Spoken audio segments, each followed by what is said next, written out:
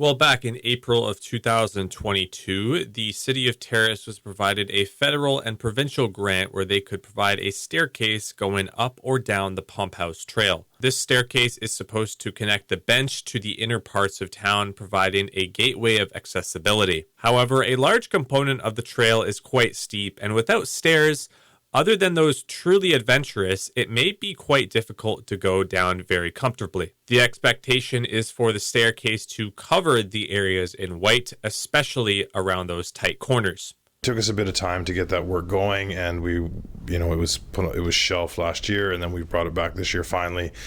Realized that the staircase might have been a little bit too much. We don't quite have the funding there to do the full staircase, so the decision was then made to rebuild the trail, get some natural stairs in there and get it back to the way it was and nice, but then also redo the trail from top of Skeena View Drive all the way down to EB as well, which if you've ever walked that trail, it's quite a steep slope, and now what they'll do is they're going to change the grade of that trail and wind it down slower so you can get bikes and strollers down that trail. Like the mayor said, there will also be construction on the Terrace Viewpoint Trail, which will start from the landmark and connect to the middle of the Howe Creek Trail. Though not as steep as the top of the Pump House Trail at the top specifically, it still has a very steep slope, and the expectation is the Viewpoint Trail to be more consistent.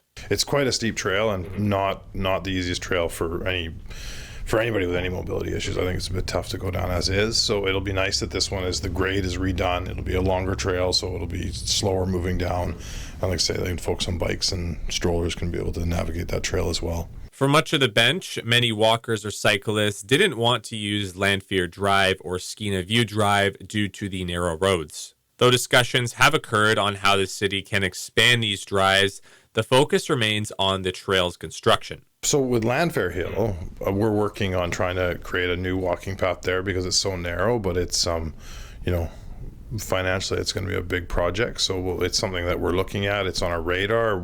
How far we get with that, we'll see, or how soon we get, I guess you'd say we'll see. Now, papers have been signed from both sides of the party, and it is expected that no time will be wasted to ensure that the trails are built by the time that the winter comes around. We've awarded the contract, I believe, so construction is going to start right away. And they're going to start with the Skeena View Trail. We'll do that one first, and then we'll move over to the EB staircase.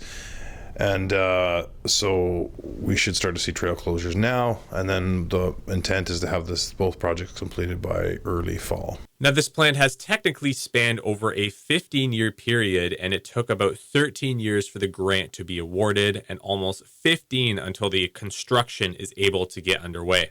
From Terrace, BC, I'm Damian Smith.